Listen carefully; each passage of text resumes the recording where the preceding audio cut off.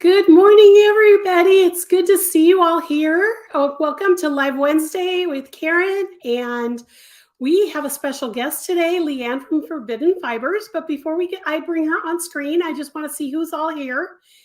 And first we have Linda, Brat's mom. Yay! I'm glad you're here. We missed you Monday over in the Crochet Crew. So I'm glad you're here today. Good morning, Charlene. It's good to see you. Hope you're doing well. And Kelly, good morning. It's good to see you. And Teresa, good morning. Good morning. Judy, good morning. And Carlene is here. Good morning. It's so good to see you guys. Well, I'm just going to jump right in. I'm going to bring Leann on. And the first thing we're going to talk about today is she has a giveaway for us. So we're going to talk about that. But so everybody, welcome. Leann. Hi. How are you, Leann? It's good to see you. I'm good. It's good to see you too. Why don't we start with the giveaway? That way everybody knows what's going on, and then we can start our chat. Okay. So I have a Forbidden Fiber Co. mini set. No glare. Okay. This is our Practical Magic mini set, which was a collection we did for Halloween last year. And so it's 6 mini skeins. See if you can see the colors in there. So we have, if you've seen Practical Magic, you'll know, but we did rosemary, lavender, love, and salt, which is her little rhyme that she does. And then a couple of other variegated colorways. So I just thought I'd, give that away to you. Okay. And they're fingering weight, right? Yes. I'm sorry. There are Fortitude fingering weight yarn, which is 87 yards per mini skein. So the whole set has approximately 520 yards. Okay. And so for guys, you guys all know the routine that those of you who have followed me for a while now, in order to enter to win in the chat, you need to type in #PracticalMagic exactly the way you see it here.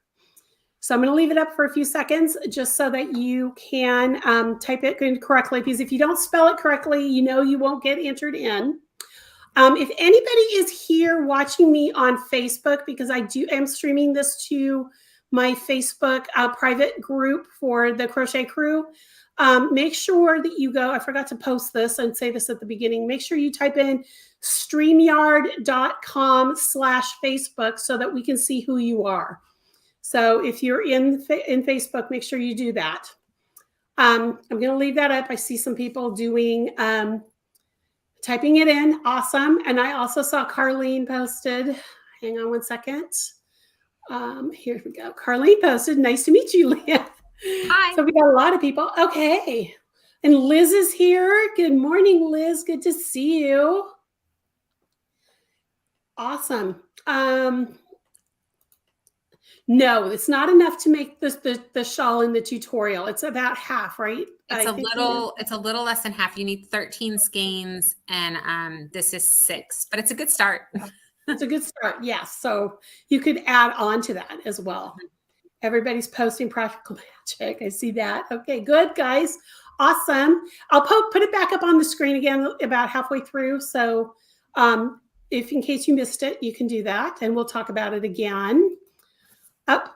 Let me take that off. There we go.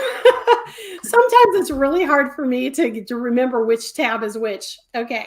So, guys, I'm going to go ahead and start the interview with Leann. But if you have a question for her, we're going to do the same thing. If you have a question, type a Q, a space, and then your question, and I'll scoop those up and I'll pepper those in. Most of the time, I try to keep it to the end. But if it's relating to something that we're talking about, I will definitely pop it in the middle of what we're talking about. So. Okay, so we're going to start with Leann. Just tell us a little bit about you and, how you got started. Are you knit or crochet or that kind of thing? Your family, where you live, all that. So, Okay. So I am originally from Southern California. I grew up in a little tiny town outside San Diego, and I kind of lived all over California for most of my life. And then in my 20s, I decided to move about the country a little bit. And so I've been in Virginia and New Jersey and back to California. And now we are living in just north of Memphis, Tennessee, in a little town called Munford. It's where my husband actually grew up. We live next door to my mother-in-law and we share property with her. And I have 3 kids. Logan is 11, Noelle is 10, and Genevieve is 6. And I got started in knitting and crochet and cross stitch and all of these things when I was really little. My mom owned a craft store in San Diego when I was little. And so I learned how to do all of those things at her craft store. And among other things, I learned how to toll paint and all sorts of things when I was really only 5 or 6 years old. And then I kind of it was just always a part of my life. And so in my teenage years, I cross stitched little things on my backpack and I always knew how to knit. And I never really crocheted that much. I know how to crochet. I know several stitches in crochet. I'm really good at making a granny square, but I don't know how to read a pattern. So, so that's one of my goals for this year, hopefully this year, is to better learn how to read a pattern and actually get to crochet some things. So usually when I need crochet swatches and stuff, I can make them, but my mom will make them for me because she knows how to crochet really well. Oh, that's awesome. So yeah. And so I'm mostly a knitter. I also cross stitch a lot these days because in 2019, really at the end of 2018, I was talking to my husband's cousin who was traveling with me to all of the shows that I was going to. And she said, "You should knit a wedding dress." And I was like, "What? That's silly. I don't want to do that. That's way too much work." And she's like, "No, you should knit a wedding dress so that we could take it with us to the shows and put it in the fashion show." I'm like, "No, I don't want to do that." And, the next thing I knew, I was dyeing yarn to knit a wedding dress. And so I spent a year knitting this, and it was beaded, and I dyed this gradient fade. So the whole top bodice was beaded lace. And then I did I increased out into a really wide skirt, and I started it in a natural yarn, and then it gradiated into a light pink down into a deep purple. And at the end, my hands, I don't know if you've ever experienced it here, but my hands hurt. And so I could only knit 1 or 2 rows a night. And each row took me 45 minutes to an hour. And I was just like, I never want to knit again. I never want to do it again. I just don't. And so I started cross stitching. And now I'm back to both. That was 3 years ago, and I knit more again. But yeah, so I'm mostly a knitter and a cross stitcher. Oh, wow. Yeah, I get those pains if I knit too long on socks because of the fine yarn and the small needles. And I get that all through. Yeah. In my thumbs.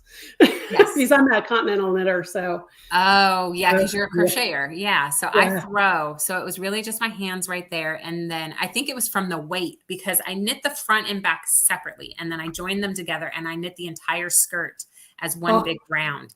And so by the end. And that's a lot of stitches. Because I'm assuming you did you do ballroom style? Did you do mermaid? It was ballroom style. Yeah. So it ended up, the weight of it ended up drawing the lace much further down than I planned. And so the lace ended up ending underneath the hips instead of at the waist, or the lace. Did I say that right? The lace ended underneath the hips. And so I didn't need to knit as much of a ball gown style as I thought. But yeah, it was a lot. I think, like I said, each row was taking me 45 minutes to an hour. Do you still take it to shows with you? I don't, because it sat in the studio during COVID. And so I had it up front so people who came into the studio could see it. And I let my employees bring their kids to work, especially, when they're young and they can't get childcare, or they call it, I don't know if they have it where you are, but they call it parents day out. And so it's just like 2 days a week. And so my employees will bring their kids in the other days, and one of them drew on it. So I haven't had the heart to look at it and try to figure if I can get it out yet. But so no, I haven't brought it with me to a show yet since I started doing it again. Oh my goodness. Wow. Okay. But you have pictures of it, right? Because I saw here, Kelly, you would love to see a picture. Yeah, I do. I can post one on my social media when we get off. I don't have one saved anywhere I can get to it really easily, but I'll post it on social media. Okay, awesome. And then Carlene says it sounds gorgeous. We'd all love this. I'd love to see it too. Okay, oh my God. I will. I'll dig it up. Okay, so you alluded to that you do have a shop. Yes. But also tell us a little bit about your shop, how you got started dyeing, why you started dyeing, that kind of thing, and a little bit about your dyeing, what you do.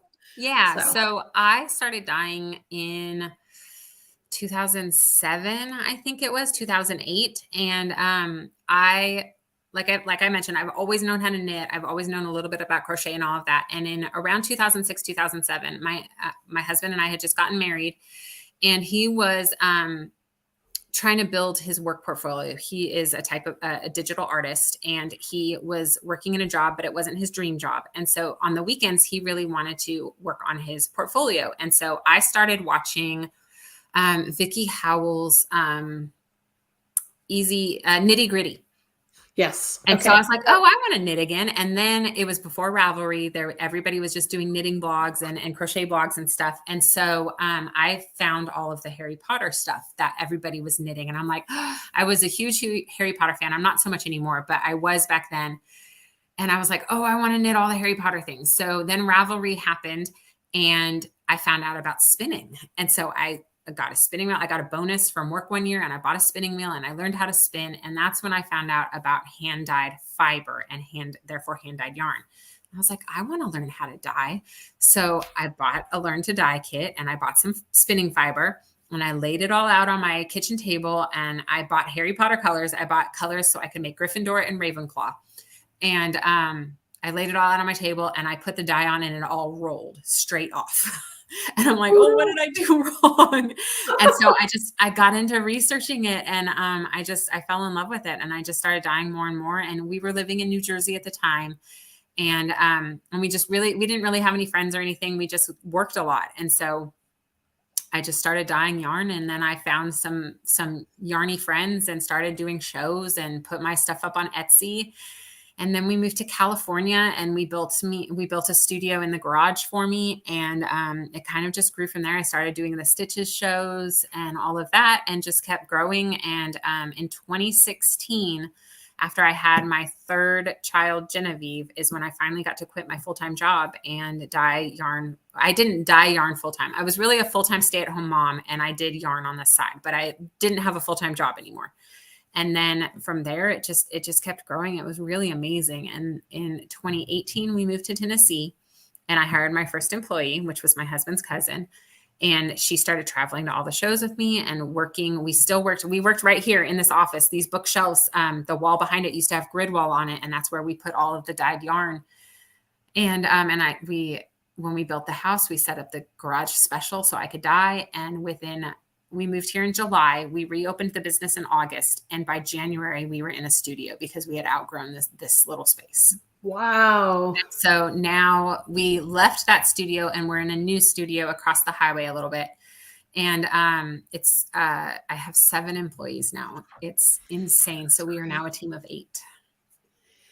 And I think I first learned about you through the Yarn Over track. Yes. Because you did a lot of work with her as well, right? I did. I met Meredy and Barbara we actually met at Stitches West for the first time, and they invited me to their knitting group in LA. And I went a couple times, but I was pregnant with my second baby at the time. And when she was born, that jump from 1 to 2 kids was just too much for me. And so I couldn't go anymore. but we stayed in touch. And when they opened the Yarn Over truck, they asked me to be their first, I think I was their first yarn company that they ordered from. And so we just kept that relationship going over the years, and it was really amazing. Yeah. I was really sad when Meredith I decided. think I remember Meredith telling me that you were Yeah. the first company she ordered from. Yeah. Yeah. She's really sweet. Yeah.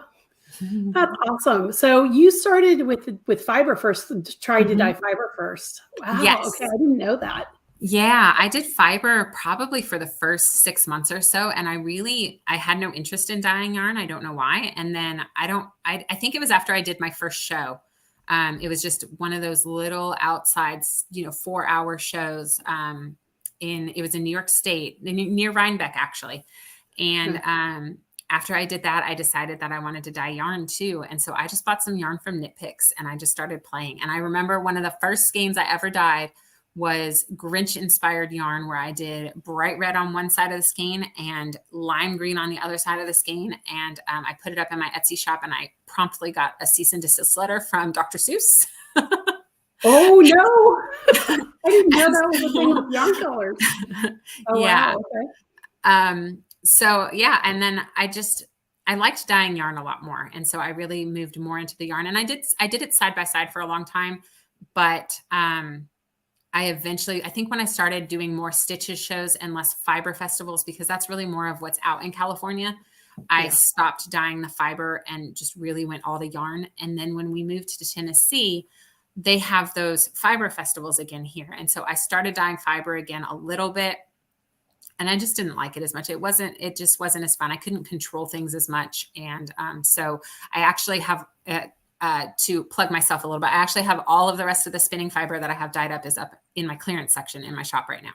So we're clearing out the rest of it and just, huh? I'm going to have to go check that out then, because I'm a spinner as well. And I love your colors. So I'm going to have to go look. Thank you. Yeah. So we just needed the space in the studio. So as we've entered into cross stitch and started dyeing cross stitch fabrics and floss and everything, we only have so much space. So we've had to pick and choose what to continue selling. And that just, since I don't enjoy dyeing it anymore, that was one of the things we decided to stop. Yeah.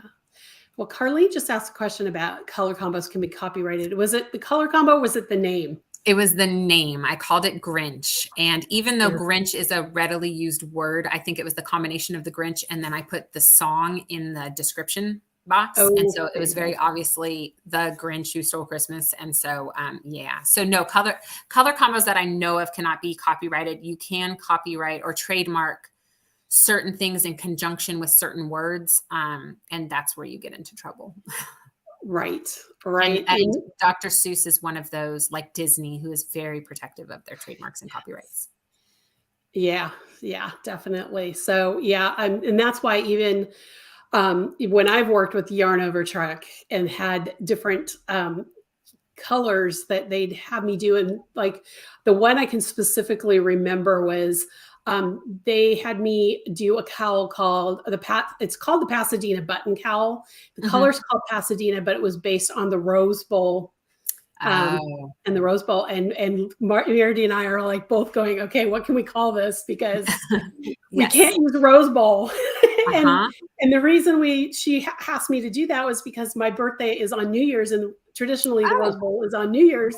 So, so we were both trying to figure this out. So we do a lot of that. Names is really, I run everything through the government trademark database. And so last year in like May or June, I went through a whole thing because Shopify really, which is who owns the platform that my store is on, they really started coming down on people for trademarks. And so I went through my entire collection and I discontinued a bunch of colorways that I hadn't dyed in a while. And I renamed everything that could potentially have a trademark risk, just because I just, my husband works for Disney. He works for Marvel. And so I need to really fly under the radar because I don't need to be messing with his job at all. So I like all of my Disney colorways. I took anything away that could be Disney specific, and like a lot of their princess stories and stuff are based off of folk tales or, Hans Christian Andersen or Grimm or like Aladdin is from Thousand and One Nights. And so I went back all the way to the original stories and made sure they were public domain, and I renamed anything. So like I had an Aladdin colorway named Friend Like Me. So instead I just named it Genie. So there you go. yeah. Yeah, it gets interesting is even for me when I'm designing, like this is Eastwick, and granted, Eastwick is the name, a partial name of a movie out there. My kids actually named it because I was like, okay, this is which theme, what can we use? That's why we called it Eastwick, and it's one of their favorite movies. They but it was like, and they and my kids didn't even understand quite why I couldn't use the whole name, which is of Eastwick, because it would send off signals. And even this, I still kind of, but I actually, one of my first colorways I ever dyed is a teal color, and I called it Eastwick. And it was right when, do you remember that TV show that came out? It was called Eastwick. And it was a play on the witch. That's when I dyed it. I forgot about that show. Yeah. And so that's why I named it Eastwick. And I think when I looked it up, I don't think that the word Eastwick is actually trademarked or copyrighted. And so I don't know if you know this, but I actually started as Forbidden Woolery. And the Woolery sent me a cease and desist letter for using the word woolery. And even though their trademark is the Woolery, they went after anyone who had the word woolery in their name. And so that's how I became Forbidden Fiber Co. Is I just like, I don't really want to fight it. I know that I paid lawyers a whole lot of money over it. And I was like, they're like, they don't really have a claim. And then I said, you know what, though, it has bad juju now. So I just want to change my name. And so that's when I rebranded as Forbidden Fiber Co. So I've ever since then, that was 2017, I think. Ever since then, I've been a lot more careful. Okay. Yeah. Yeah. Me too. Okay, so let's talk about your dyeing. Yes. We talked about how you started, and you kind of are self-taught with that. You researched yourself and that kind of thing. So what inspires you color? The colors in Eastwick are just, I fell in love just putting them all together. What inspires you? I know you name them different things, but how do you come up with these colors? What is it that gets you there? It could really be anything. And we were talking earlier about my new winter palette that I did. And I get an idea in my head of what kind of tones I want to use. And I'll start searching, usually on Instagram, or not Instagram, Pinterest. And I start searching for different color palettes and different ways that colors are put together, and in nature and in pictures that are taken. And I kind of go from there, and I'll start, I'll pick like one or two colors from this picture that I see and one or two colors from that picture. And I'll kind of put them in a way that makes sense in my brain.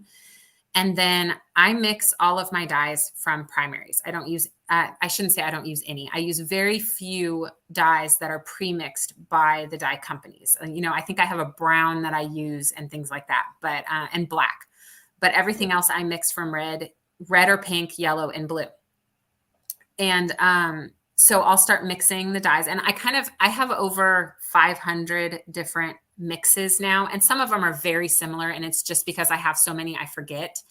But I know colors by number in my head now. I'd be like, well, that shade of purple is number 412. So I'll get that picture in my head, and I can just see how they all go together. And so I'll start playing, and I'll put some dye in the dye pot, and I'll put the yarn together. And then as it comes out and as we rinse it and dry it, and I put them together, and I'll tweak things. And I literally just see it all in my head. I don't really know how to describe it other than that. And, I can be at the store and I'll see a display of pillows, and I'll just be like, oh, I really like that color. And so then I'll go on Pinterest and I'll start looking for coordinating colors and stuff like that.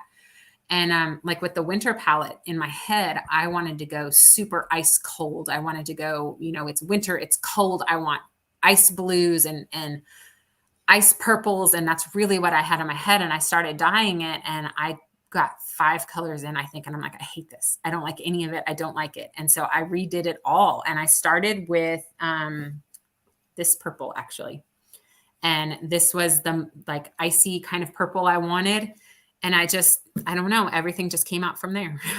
That's good. It seems like, I mean, and I know this even for me putting colors together for a design, sometimes you think it's going to look good and then you do it and it doesn't. So sometimes you have to start with that one color. Yes. And then everything kind of falls in line. Yeah. Well, since you brought up your winter palette, I'd love Yes. it if you would show, and I'm gonna spotlight you so that they can see you better with the colors in the palette. So go ahead and share. And I know you got it on your new base too. So yes, I brought it on my new base, which we've called Alpha, and I have it on Fingering and DK, and I'll bring that scheme back that I just showed you. And it's Superwash Merino and then Donegal, which are these little tweedy flecks, and it is like the softest, squishiest thing. This is the DK one right here. So as I said, I really wanted to start with icy cold blues. And instead I ended up at this more cozy kind of idea where they ended up a little bit warmer, and it kind of goes from warm and cozy. And then I kind of hit on the icy frozen stuff at the end. So this color right here is Hibernate. And I was testing it earlier and everything is showing out a little more blue than in person. So you can see better, more color correct photos on my website or on Instagram even. So yeah, this one's Hibernate. And then this one is Hearth. Oh, that's gorgeous. And then I have Cozy. And so as you can see, they kind of fade a little bit. And then I have Hot Cocoa. And this is the only colorway that stayed from those first 5 colors that I developed was this one. And this one is the fingering weight tweed because I sold the DK weight one in my studio. But yeah.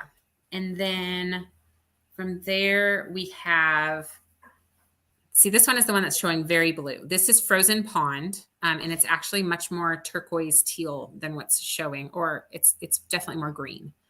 And then I have, I do not have Evergreen with me. Evergreen is a really beautiful deep green, kind of a yellowy green like you would expect an evergreen tree. I can't believe I missed that I didn't have that here. And then I have, this one is called Chill. Sorry, I blanked for a minute.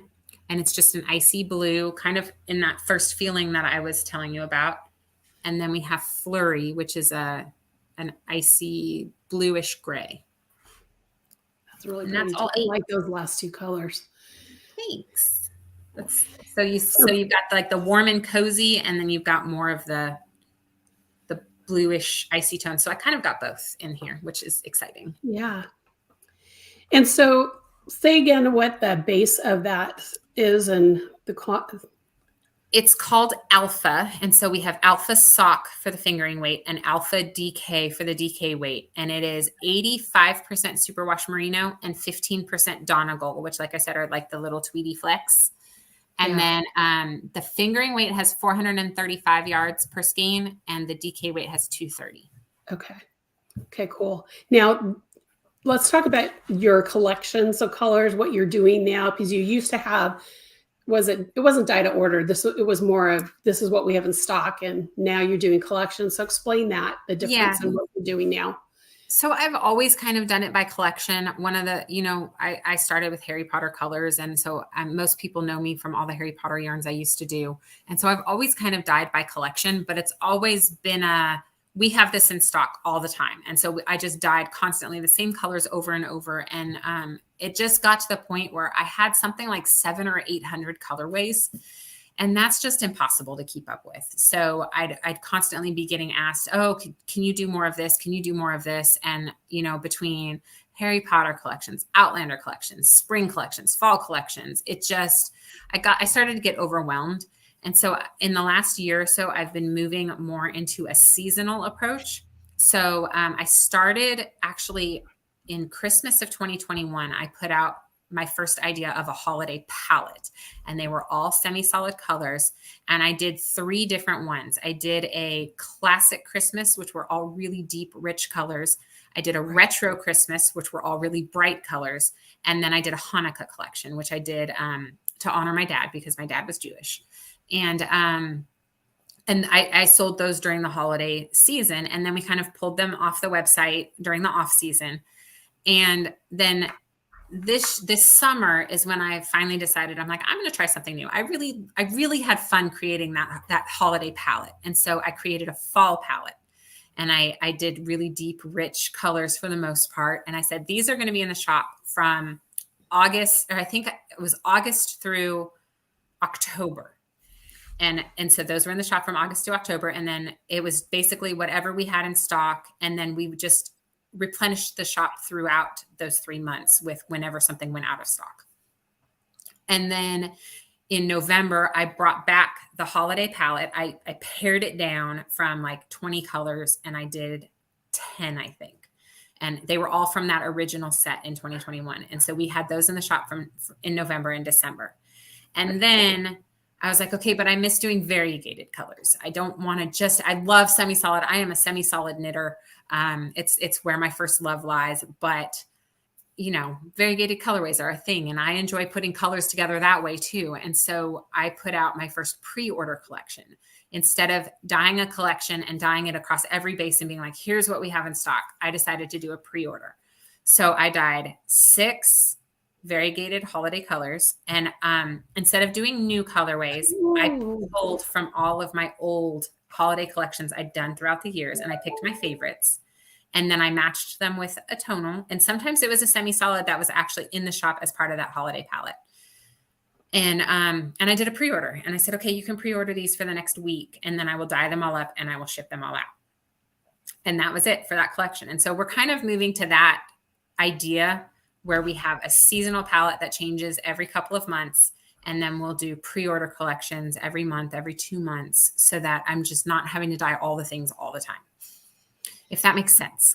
That makes a lot of sense. No, I mean, and you said that you had how many colors that you have done over the years? Oh, over 700. Yeah. So you don't want to just have to, swap out between those all the time and right. And dye all that. Yeah. And it kind of, in a way, it kind of stifled my creativity, because when you have over that many colors and you want to dye something new, something always looks like something you did before. And it might not be exactly the same. It's definitely not the same formula. It might not even be the same dye technique, but it can start to look too similar. And so I had 3 colorways at one point that all used very different colors and very different techniques. But when you opened up a skein and knit with it, you could tell the difference because the color pools differently. But in the skein on the shelf, they all looked the same. On the website, they all looked the same. And so I really felt like that was kind of stifling my creativity, because I would have this great idea for a new colorway, and I would bring it out, and one of my team members would say, well, that looks just like such and such. And it was just like this ginormous letdown. Yeah. So it helps with that too. Yeah. Well, Judy had a question about your colorway, about your palette. So she said she loves that set of colors. Are they available in a set of minis? They absolutely are. Mini skeins are one of our most popular things that we do right now. And so we sell all of our mini skein sets are in a full set. So we don't sell individual mini skeins, but you can get the set of 8 colors. We do lots of different mini sets. We have Gluttony Sock is our sock base, and we have those in 40-gram minis. Fortitude is our fingering weight base, and we have those in 20-gram and 50-gram. And then we have them on our Fortitude DK base in 20-gram and 50-gram. Oh, so you've got minis in all those bases. That's great. Yeah. Well, so one of the things that happened during COVID is all of the mini skeins disappeared off of the dyer's market, and you could not get a mini skein to dye an advent calendar to save your life. And so I went to a mill equipment company who makes mill equipment, and I ordered a skein winder so we now can buy yarn on cones, and we wind our own mini skeins, so we can make a mini skein in any size or yardage that we want. Oh, that's awesome. Yeah. That's so awesome. Okay.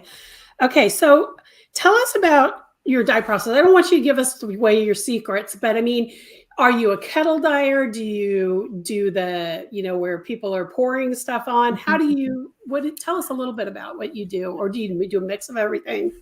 I have tried a mix of everything. I feel like my talent lies in very layered, saturated colors. There are people who do amazing things with speckles. There are people who do amazing things with extremely variegated yarns. And that's just not where my passion lies. Like I said, I really love a good semi-solid. So I kettle dye those.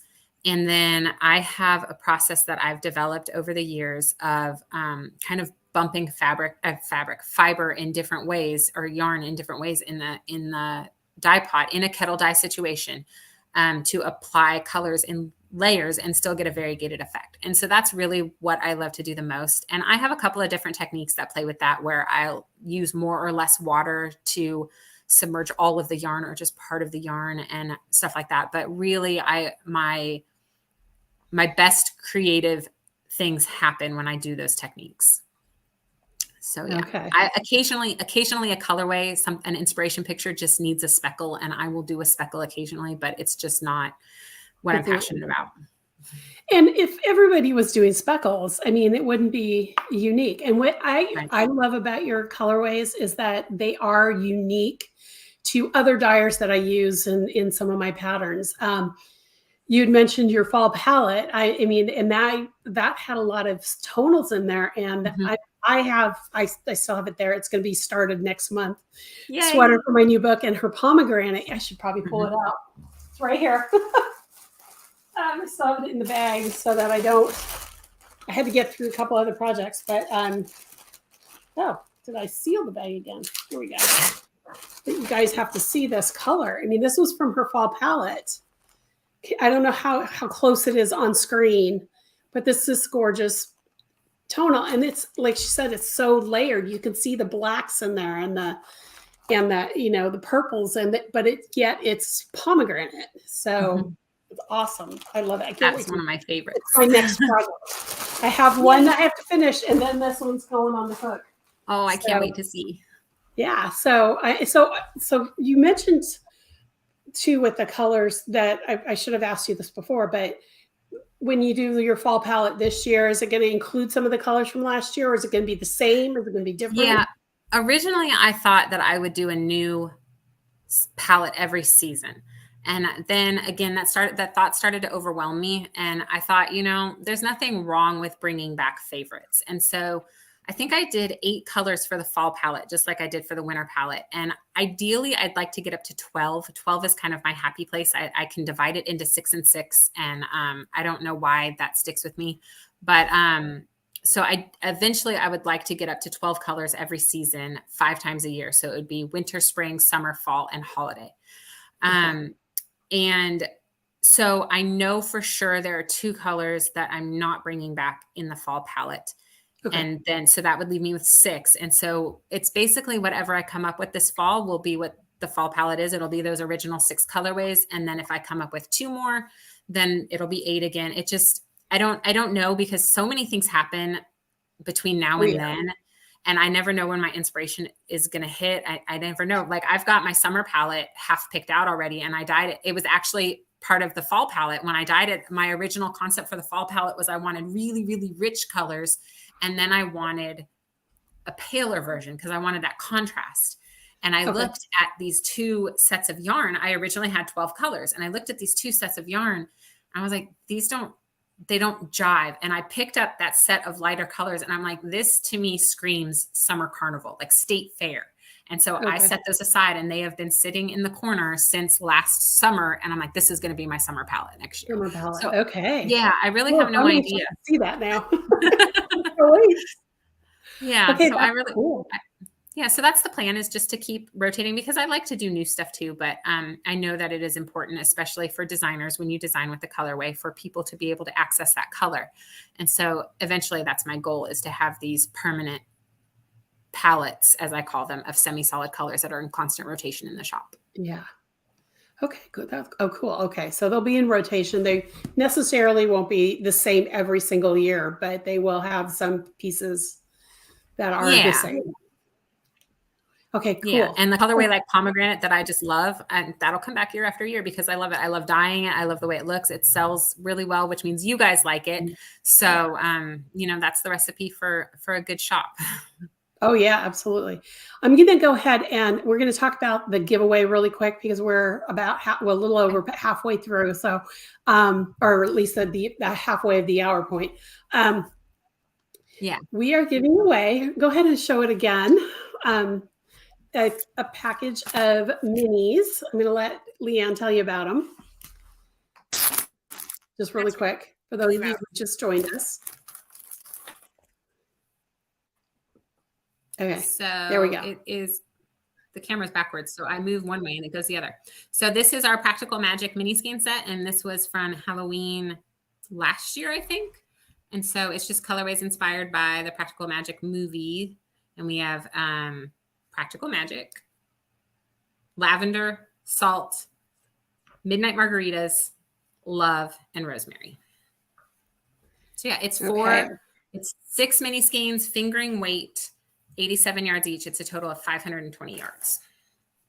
Okay. And so for those of you who want to enter to win, in the chat, I need you to type in hashtag practical magic. You have to type it in exactly as you see it here so that you can be entered in. And at the end of the broadcast, I will choose a winner. So, and if you're watching after the fact, I always have to mention this. I'm giving it away live. So if you try to enter to win after the fact, there's not a way to enter and win. So it's going to be live. So I just want to make sure everybody knew that was happening. Okay, so now let's talk about your bases. Do you have a favorite? Oh, I think this is my new favorite. The alpha. It is so soft. And I never imagined myself a tweedy person. I've always loved before I knew what hand-dyed yarn was, and I was just a knitter. I loved heathered yarns because I really felt like they lived and breathed because every stitch had different colors in it. And yes. And I don't know why I never made that connection to tweed before, but I saw it somewhere and I was like, I'm going to order some of that. And it came in and it's just so soft. So yes, this is my new favorite yarn. But other than that, Fortitude has been in my graces lately. And I have a skein of that right here. And it's just a 4-ply yarn. It's fingering weight. It's 100% superwash merino. There's nothing inherently special about it, but it takes dye really well. And so when I'm creating a new collection or a new palette, I always dye it on Fortitude. Okay. And that's what we used for yes. Eastwick. Okay. And I think that's what you have. That pomegranate you have, I think, is Fortitude yes, too. This Fortitude. Yeah. Yeah. I just wanted to let everybody know that's what this was too. So yeah, for sure. And Fortitude actually, this was coming next month, guys. So you're getting a little sneak peek of the pattern I'm releasing next month. This is the Resistance kit that was around Christmas time. And this is a shawl that I did in that kit. And this was also Fortitude, right? Yes. I think they were both Fortitude. So you can see even with this, the colors are just, just takes it so well. I don't know. It's funny because I used to feel that Gluttony Sock, which is my sock base, I used to feel that took color the best. And I don't know what the difference is, but I'm enamored with Fortitude and the way it takes dye. Oh, that's cool. Yeah. It's nice to hear that you have a base that you can, practice on even to see if the colors are going to go the way you think they are. So yeah, that's what I tend to do. Okay. Do you have a favorite colorway? That's like asking if I have a favorite child. I know. Everybody tells me that.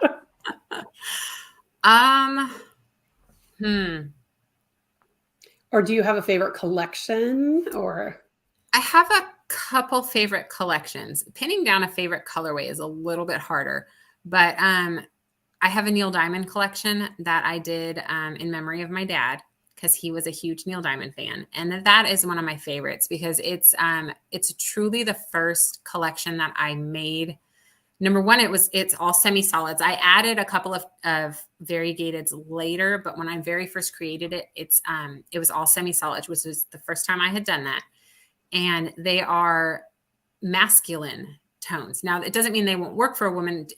They're probably pretty gender neutral, but it was the first time that I really dyed anything that I could see someone wanting to knit for their husband or their dad or their son in, because it was blues and olive greens and tans and just really more neutral, That is a neutrally gorgeous tones. color. I mean, I consider blue and green neutrals. So, and then the inspiration for it was, and I'm going to get sentimental and I might cry. Okay. When I was 13 and I had my very first after school babysitting job. And so I was making my own money for Christmas that year. And I know I said earlier, my dad is Jewish. So my dad really didn't like celebrating Christmas, but we did. I got to spend my own money for the very first time. And I bought him a tie because, he went to work every day and wore a tie. And I don't know if he truly loved the tie or if he just liked that I had bought it for him. And so it kind of became a joke between us where he would wear it and I would be like, oh, I like your tie. And he'd like pat it and he'd be like, I like the tie. And so after he passed away, when we were cleaning out his apartment, I grabbed the tie and I kept it. And so all of the colorways in the Neil Diamond palette, aside from being named after one of his favorite musicians, came from that tie. So, oh, that's so cool. Oh, you're giving me I'm going to cry. Oh, that's so cool. Usually I bring the collection back in May, which is the anniversary of his death. And this May will be 20 years. And and I donate a portion of the proceeds, usually about half of the profits I donate to the American Foundation for Suicide Prevention. So I would definitely say that is my favorite collection. Okay.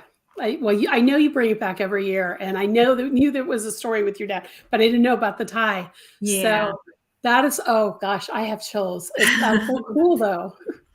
That's so cool. And it's a beautiful collection. So guys, make sure you get on our newsletter to learn more about that collection. So, and I'll give you all the links to her social media at the end too, as well. Okay. So tell us about your yarn clubs, because you do every month it seems like you've got clubs, and also talk about your cross stitch kits too a little bit and dyeing those too. So, because I know there's some cross stitchers here as well. Yeah. So yarn clubs, right now we have 2 yarn clubs. One is called the Once Upon a Yarn Club, and it is stories and fandoms, less the trademarks, so inspired. And we actually do 2 colorways every month. And one is the main one that we send out. And then one is a coordinating color that we put into the shop. And it is like last month we did Moana.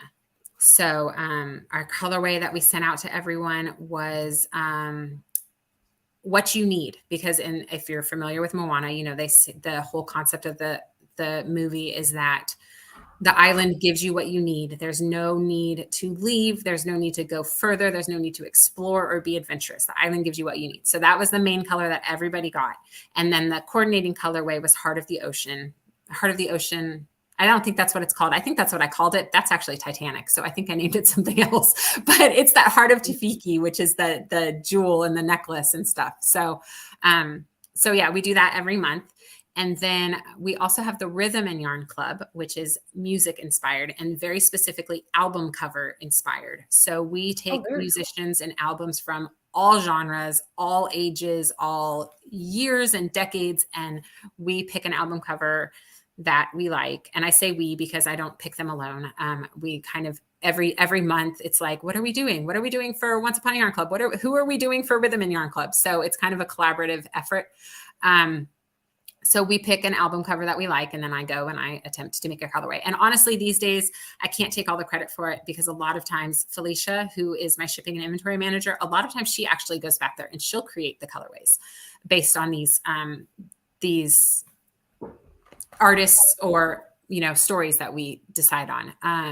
And so this last month, And this is why I say it is entirely collaborative. We did Chris Stapleton, who I have never heard of because I do not listen to country music. Okay. But his album cover spoke to me. It was tan and it was rich mahogany red. And I was like, I want to make that color. So, so that was our Rhythm and Yarn Club. And the thing that's special about the Rhythm and Yarn Club is that it is truly one of a kind. I write down the formula only so that I can production diet for the club. It never goes on the website. It goes to a couple of yarn shops and they can reorder it. But once the club is shipped, it never appears again. Okay. So those are the yarn clubs. And then I also have a couple of cross stitch clubs since you asked about that. We have our floss club that's called Just Flossin', and that's 12 skeins of floss a month. We have our kaleidoscope floss club, which are all one-of-a-kind skeins. So when we're dyeing floss, one of the things, if you're a cross stitcher, is it's extremely important to have the colors as close as possible, which knitters and crocheters know too, because when you stop in the middle of a project and you need to add a skein, you want that skein to match. And in cross stitch, it's just as important and it's much harder to get. And so we end up with hundreds of skeins of floss, like big, like almost like a hank of yarn is how I dye the floss, that don't match anything. And so we now take those skeins, we over dye them, we make them variegated and pretty. And a lot of times we actually speckle our floss quite a lot. I won't speckle yarn, but I'll speckle floss. And so we put that into the kaleidoscope floss club. And then we also have a fabric of the month club, which is cross stitch fabric. And so every month we send out a new color of cross stitch fabric. And my daughter is in love with your cross stitch fabric. I see you tag her all the time. She's a cross stitcher. She crochets, but she's a cross stitcher. Awesome. And she loves your stuff. So I keep saying that one of these times, because when you do the clubs, when something speaks to me, that's her. I'm getting it for her. So yay. Yeah, so we do lots of cross stitch patterns to use our floss and fabric to give people ideas. We do a lot of different patterns, and we've done series, and a lot of times we will cross our yarn and cross stitch over. So like this last year, we did our Zodiac series, and so every month we did a new sign of the Zodiac. So like this Friday, actually, we're releasing Capricorn, and it's going to be our very last in the series. And and so my daughter's a Capricorn too. So we do a mini skein set, which is the same as this Practical Magic. It's 6 skeins, and we do it across all of those different mini bases I explained earlier. It's 6 skeins of that. And then I coordinate floss colors with it, and I design a little chart based on the little symbol for the Zodiac. So like Capricorn, I know Capricorn's symbol is like the goat head with the mermaid body or whatever, but that was too much for me to fit in my little thing. So it's just the goat head. But so yeah, and then we do a variegated floss. Like I said, I won't speckle yarn, but I speckle floss. So every month we do a speckled variegated floss that coordinates with all of the different colors in that sign's color palette. Very cool. And then you have your Advents that like Eastwick and Rebel Galaxy that's coming out next month. The Bewitched Cowl was one of hers. I think I have that here actually. And All Hallows Eve. Yeah, that was you've been designing my Halloween pattern for 3 years now, I think. Yeah, because I'll be doing this year's too. Well, right? That 3. Well, you did All Hallows Eve. You did Bewitched, or was that was a Harry Potter? Oh, that's the 3. Yeah, this was Harry Potter. Yeah, I think so. So yeah, this year we'll make 3 for Halloween. Yeah, so this will be the 3rd one. Yeah.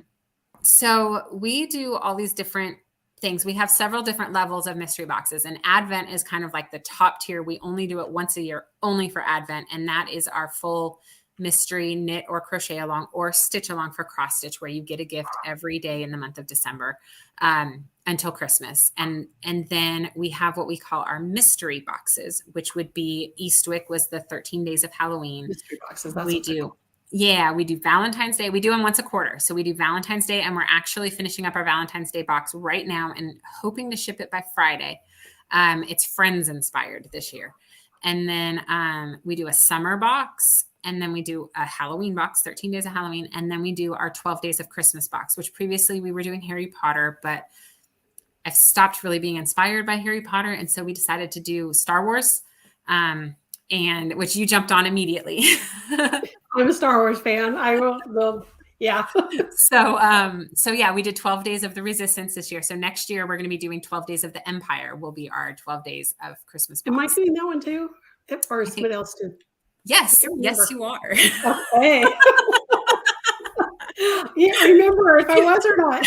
If I you knew I was weren't doing before, two, you and I are couldn't now. remember. Yeah, usually you do Halloween and the 12 days of Christmas box. Yeah. Yeah. Okay. So yeah, so those are our mystery boxes. And then we have another level down we call treasure trove. And we do those only in the front half of the year because in the back half of the year, we're doing Advents and Halloween and stuff like that. And it's kind of, it's a step down where everything's not individually wrapped. It's all based on a theme still, but it's much less. So maybe instead of 12 or 13 or 20 mini skeins, you're getting like a set of 6 mini skeins, or you're getting a skein of yarn or something like that. And sometimes we have a pattern with it. Sometimes we don't. It just depends on who I can convince to work with me. And and you always get a few little extras. And we make almost everything in the studio. Every box has a little snack. And so obviously we don't make food because we're not cleared for that. I don't think they would like the dye. I don't think anyone would like the dye getting in their food, but so we do purchase those. And then, we make candles and chapsticks and lip balms and we started making freshies, like those little air fresheners and just all sorts, anything we can make that we feel is useful and goes with the theme. And then there's always progress keepers. We make sure to do progress keepers instead of stitch markers, so crocheters can be included. And stuff like that. And so that's our treasure troves. So yeah. Okay. Oh, I didn't forget about the treasure trove. That's really cool too. And I know with your mystery boxes, you always have an option for knitters, crocheters, both. Mm-hmm. And then you have the cross stitch usually, right? As well. And we do a hybrid cross stitch and yarn box too. So if you are a multi-crafter, you can get all of the cross stitch stuff, all of the yarn stuff, knit or crochet. I don't think we offer a both option on we call them hybrids because it would just be too much for us to put in one box. But so you can choose knit or crochet and cross stitch. And then that way you only get one set of the extras and it kind of saves you some money. Okay. That's really cool. Okay. Yeah. We try. So she's got a lot to look through, guys. So you definitely need to check out our website, and I'm going to show you guys all that shortly. But is there anything else you want to tell us about? Or so I have two things. Okay. So on the treasure trove topic, we are currently pre-selling our spring fever treasure troves, and this is one of those ones where we don't have a knit or crochet design with it. It's going to be a skein of our Fortitude yarn. So and then all of the little spring goodies, and we're focusing on butterflies for this one because the monarch butterfly makes its journey back up north in February, March-ish, and the box will be shipping in March. So we thought that would be kind of fun. So if you're interested in checking out one of our treasure troves, now's the time to pre-order that. And then I also have a sneak peek at my next collection that is going to be going on pre-order at the end of the month. So I brought a few skeins to show off. Cool. Okay. Should I just dive right in? Yeah. Okay, so this collection is going to be Frozen inspired. I've had a couple of Frozen inspired colorways bouncing in and out of the shop for quite a while now. I have 2 daughters. They are very into Frozen, or my oldest daughter is 10 now. She's not into it as much anymore, but my 6-year-old, she sleeps under a Frozen blanket. She does everything Frozen. So, and she actually created one of the colorways, which I love. Oh, that's cool. Yeah. So the first colorway I'll show you, I'll start with that one, is this, and it's called The Next Right Thing. And so what I do is when my kids come into the studio, they're not old enough to dye their own yarn because it's heavy and hot and, boiling water. So what I tell them to do is to go into the shop portion of the studio and pick out any skein of yarn that they like the color of. And they bring it back to me and I find what color dye that is in the recipe. And I put it in the dye pot and I put the yarn in. And then I tell them to go get me another one. And we repeat until usually 3 times they pick 3 colors. And so that's what this one is. And then she named it The Next Right Thing because it was right after Frozen 2 came out. Oh, that's so pretty. I love that. It's got like light, like aqua. Everything is showing up really blue for me. I don't know if it is on your side too, but so it's light aqua and it's got pinks and lavenders and blues. It's so pretty. And that's And coming then, at the end of the month, you said, this series. yes, it's Okay. the pre-order is going to start January 27th. I usually do my shop updates at 4 p.m. Central Time. And the pre-order will be open for about a week. It just depends on, I want to make sure I can turn it all around in 4 weeks or less. So if we hit capacity, I'll close it early, but it generally goes for about a week. Okay. This colorway is Frozen, simple. And it's, like I said, it's showing up bluer. It's really more aqua toned than that, but it's got stripes of this deeper blue. And this is going to be one of our semi-solid colors for the collection. So pretty.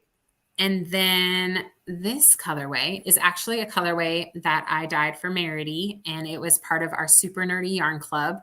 And we called it Anna and Elsa, but I'm renaming it Sisters for the new collection. And it's got pinks and blues and really deep purples. I was going to say, that's a really deep purple. That's pretty. Yeah, it's really deep at the bottom. Yeah. And this is that layered technique that I was telling you about, where I bump certain colors in certain parts out of the dye pot, so that some parts can get really deep and dark and other colors stay light. Okay. And the last one, I just created this one yesterday. I'm fine tuning the website and getting all the last pieces in. And this one is not yet named. And it's got kind of like orchidy purples and teals, and then more deep blue.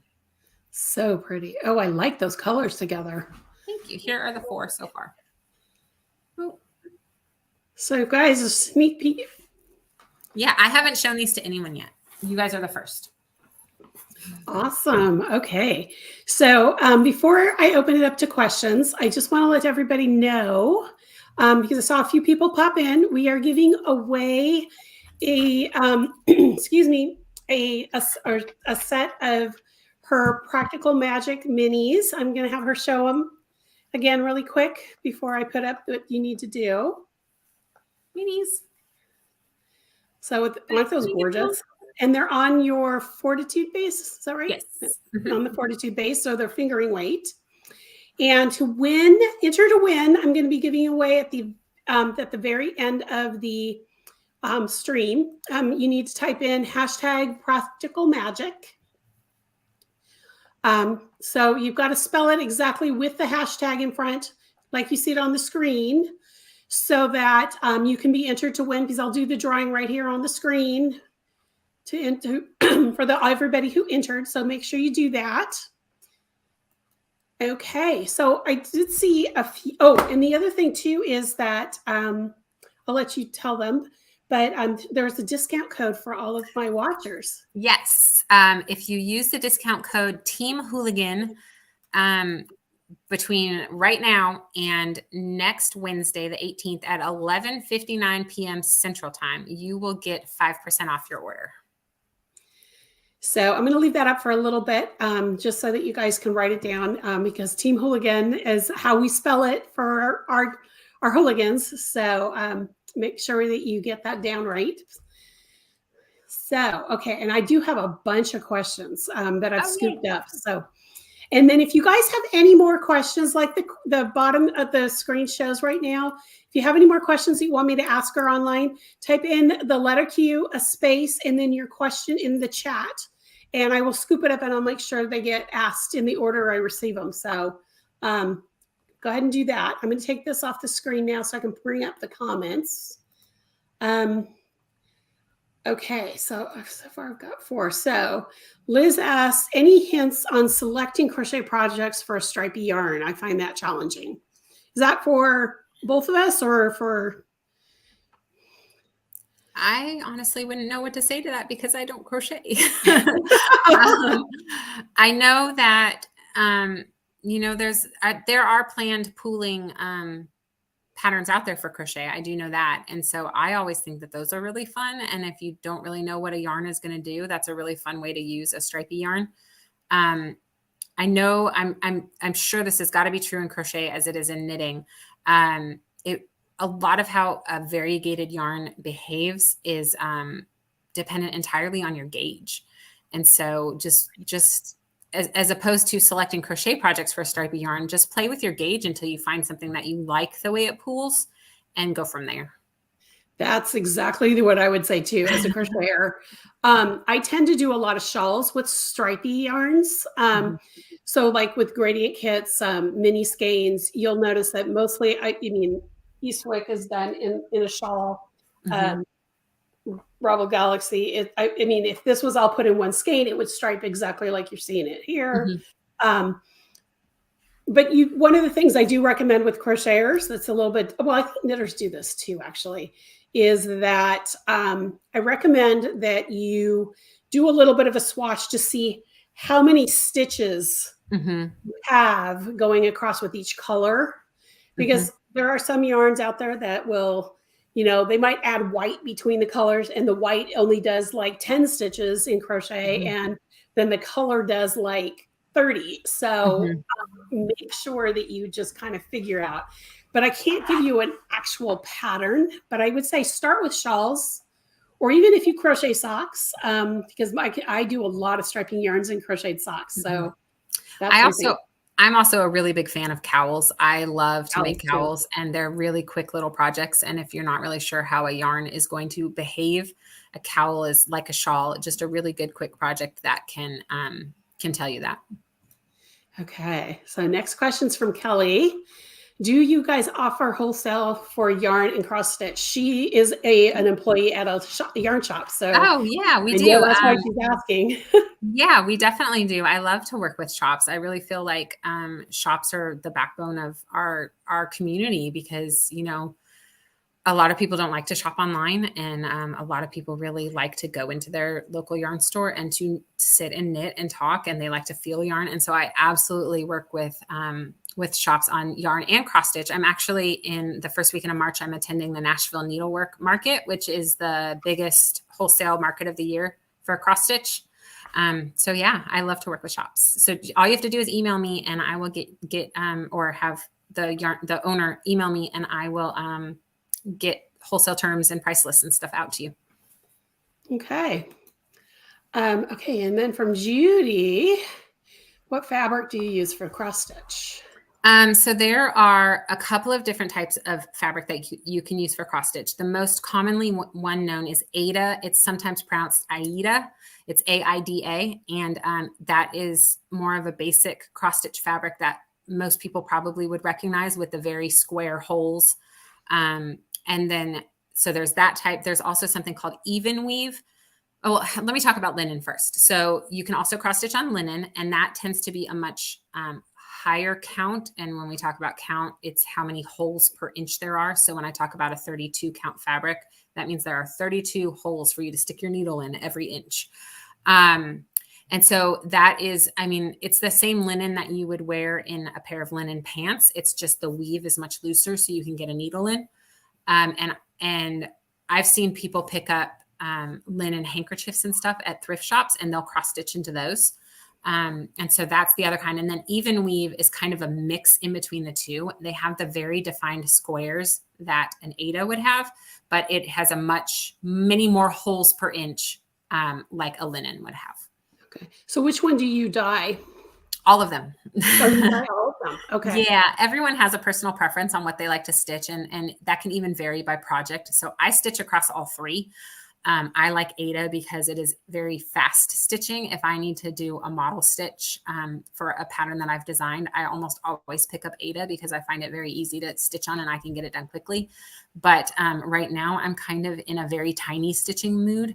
And so I like to make teeny tiny X's, and I'll use like a 28 count even weave, and I'll just stitch over one square. As you get into the higher count fabrics, so the higher the count, the smaller the X. As you get into the higher count fabrics, most people will what's called stitch over two. And that means that you skip a hole and you stitch every second hole.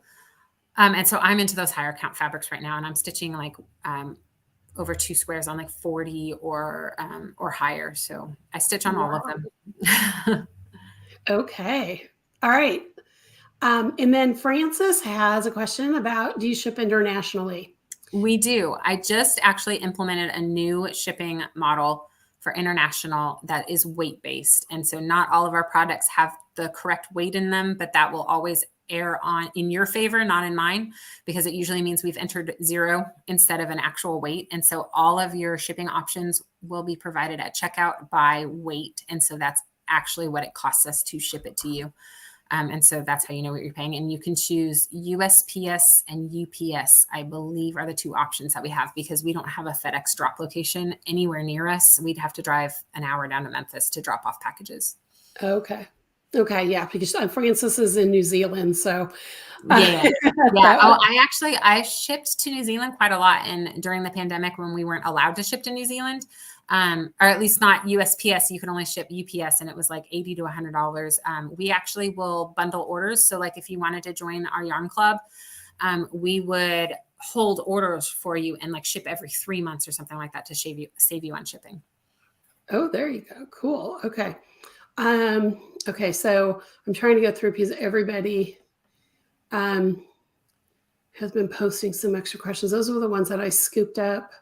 So Carlene asked, if I don't want a variegated yarn to pull, you are alternate every few rows. Yes. And that's true too. That will work with not getting some weird pullings as well.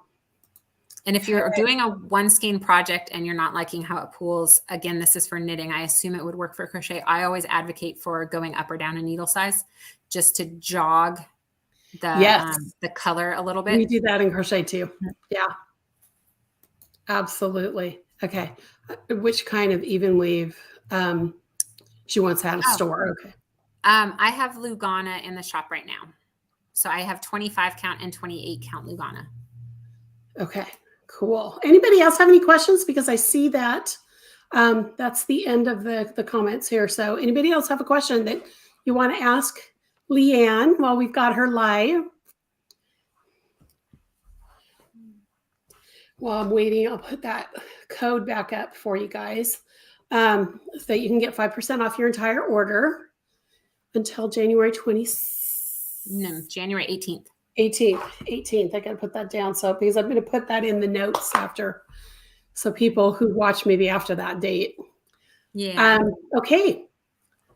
Do I have any questions coming in, guys? Nope. Okay. All right. Well then, let's go ahead and do the giveaway. Yeah. So I'm just going to give you one more time a chance to look at, type in hashtag practical magic.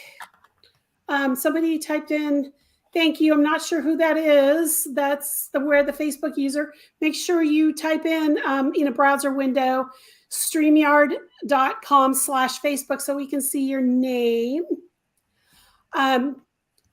But go ahead and type in practical magic. I'm going to count down to, let me pull it back up here really quick. I'm going to count down to 5, from 5 to 1.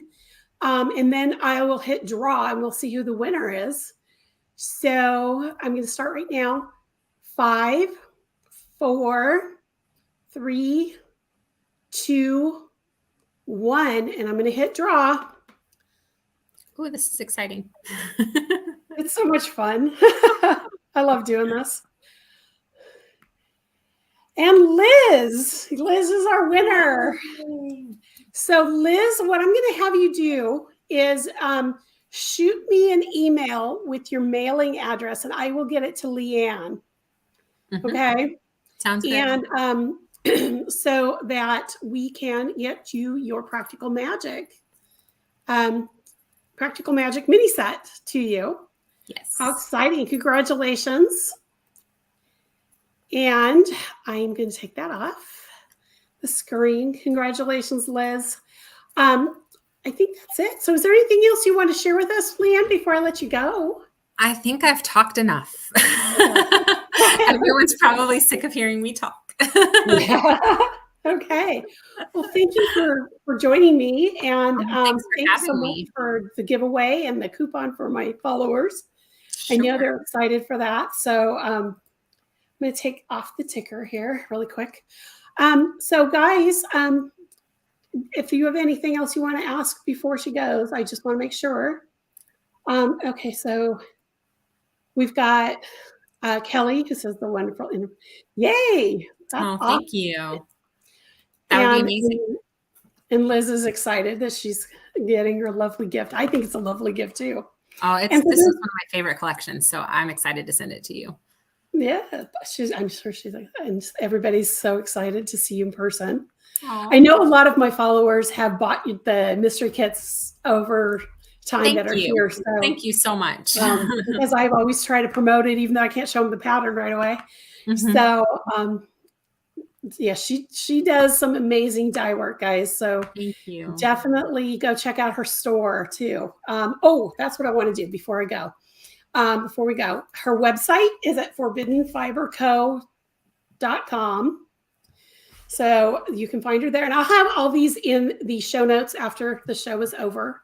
You can get her on Instagram at Forbidden Fiber Co. Her link to Facebook is Forbidden Fiber Co. Facebook.com/Forbidden Fiber Co. And she does have a cross stitch floss tube, guys. So if you'd like to go see her cross stitch, this is the link to get there as well. And I'll make sure that's talk nerdy about cross stitch. I love it. Yeah. So, and like I said, I will put those in the show notes as well. So thanks so much, Leann. I'm going to go ahead and I'm so glad you were able to do this. So I'm going to go ahead and take you off screen and do my close. Bye. So I'm so excited that you were here. Me too. Okay. So guys, thanks for being here. If you're watching after the fact, the code is good until January 18th at 11:59 p.m. Central, and that'll be in the show notes as well. And so I will be back in 2 weeks. Remember, I'm doing 2 live streams a month now. The first one is I'm going to try to be doing interviews every second Tuesday.